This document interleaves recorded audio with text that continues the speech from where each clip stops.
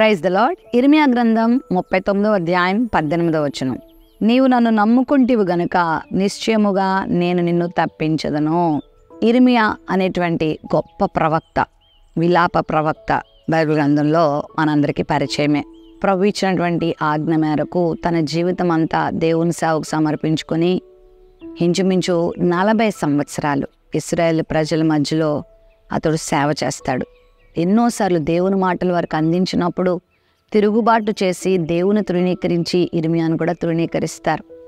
అయితే ఆ యూదారాజు ఒకానొక సందర్భంలో ఆ ప్రజల మాట విని ఇర్మియాని బంధించి చంపాలన్న ప్రయత్నం చేసి, చంపడానికి కూడా ప్రయత్నం చేసి చివరకు ఒక భయంకరమైన గోతులో పడవేస్తారు. ఆ బురదలో అతడు కూరుకుపోయి ఉన్నప్పుడు ఎబెద్మెలెకు అనేటువంటి ఒక షండు, రాజు యొక్క ఆస్థానంలో ఉన్నటువంటి ఆ షండు ఆ వార్త విని రాజు దగ్గరకు వచ్చి విషయం చెప్పి, చక్కని ప్రవక్త అయిన ఇర్మియా విషయంలో ఎందుకు అలా చేశారు ఈ ప్రజలు అని ఇర్మియాను రక్షిస్తాడు, ఇర్మియాను కాపాడతాడు. ఆ గోతులో నుండి అతనిని బయటికి తీస్తాడు. దేవుడు ఎబెద్మెలెకు చేసినటువంటి మేలును గుర్తుపెట్టుకొని ఇక్కడ ఆ మాట మాట్లాడుతున్నాడు. నీవు నన్ను నమ్ముకుంటావు గనక నేను నిన్ను తప్పించదను.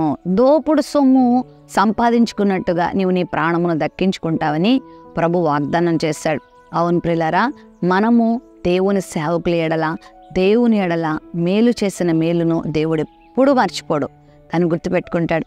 ఇర్మియా విషయంలో తన బంధువు కాకపోయినా, తన వాడు కాకపోయినా, అధికారి కాకపోయినా, గొప్పవాడు కాకపోయినా, అందరి చేత త్రోసివేయబడిన దైవజనుణ్ణి ఈ ఎబెద్మెలెకు ప్రేమించడాన్ని బట్టి దేవుడు అతనికి వాగ్దానాన్ని ఇస్తున్నాడు. నువ్వు నన్ను నమ్ముకున్నావు గనుక నేను నిన్ను తప్పిస్తాను. ఎక్కడి నుంచి తప్పిస్తాడు?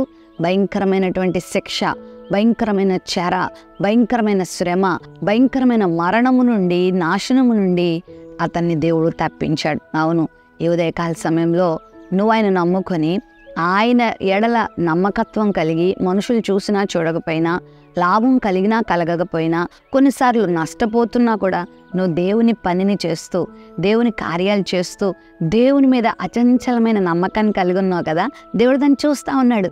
ఖచ్చితంగా దేవుడు నీకు సహాయం చేస్తాడు. అవసరమైన సమయంలో దేవుడు నిన్ను తప్పిస్తాడు.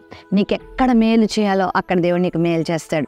దేవుడు ఎవరి మేలును మర్చిపోడు. మరి ముఖ్యంగా పరిశుద్ధుల నిమిత్తము చేసిన ఉపచారం మర్చుటకు ఆయన అన్యాయస్తుడు కాదని హెబ్రీ పత్రికలో ఉంది.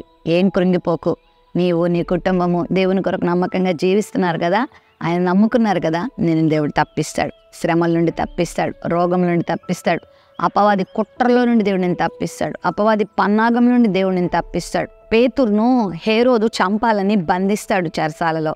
మరి సంఘం చేసిన అత్యాసక్తి ప్రార్థన ద్వారా, దేవుని కృప ద్వారా దేవుడు పేతురుని విడిపించలేదా, తప్పించలేదా, మరణం నుండి తప్పించలేదా? పౌలు కూడా చాలా సందర్భాల్లో అంటాడు, ప్రభువు నా ప్రక్క నిలిచి సింహపు నోట నుండి నన్ను తప్పించాడు అంటాడు. సో దేవుడు మనల్ని తప్పిస్తాడు, శ్రమ నుండి తప్పిస్తాడు, కీడు నుండి తప్పిస్తాడు, అపాయాల నుండి తప్పిస్తాడు.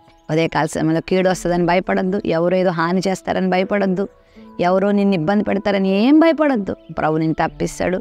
అపవాది తంత్రముల నుండి దేవుడు నిన్ను తప్పిస్తాడు. ఇరుకుల ఇబ్బంది నుండి తప్పించి నేను ఆయన కాపాడతారు. ప్రేమ నమ్మకం కలిగిన మా తండ్రి, ఈ సమయంలో నేను నమ్ముకున్న వారి విషయంలో నువ్వు ఎంత శ్రద్ధ కలిగి ఉంటావో మాతో మాట్లాడు. నీ బిడ్డల జీవితంలో కూడా గొప్ప కార్యం చేసి నిన్ను నమ్ముకొని నీ కార్యాలు చేస్తున్న సందర్భంగా వారి జీవితంలో అద్భుతాలు చేయమని యేసు నామమున అడుగుచున్నాం తండ్రి, ఆమెన్.